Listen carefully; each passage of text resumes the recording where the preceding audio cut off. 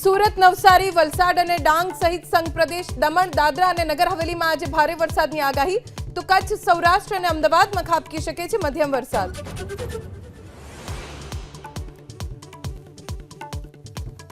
વગર વરસાદે અમદાવાદના ગોપાલ ચોકના સ્થાનિકોને કાળા પાણીની સજા. અનેક વખત રજૂઆત છતાં ગટરના પાણી ભરાતા જળબંબાકાર જેવી સ્થિતિથી સ્થાનિકોને હાલાકી.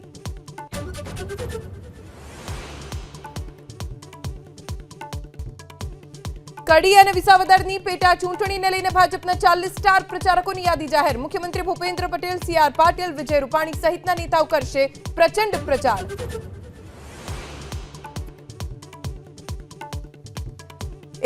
જુલાઈથી સંસદના ચોમાસુ સત્રનો થશે પ્રારંભ. નિયમ અનુસાર સરકાર ચર્ચા માટે તૈયાર. 12 ઓગસ્ટ સુધી ચાલશે સત્ર.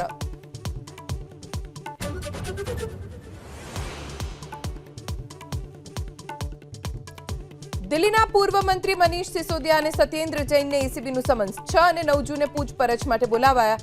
ક્લાસરૂમ નિર્માણમાં કથિત ભ્રષ્ટાચારને લઈને કરાશે સવાલ.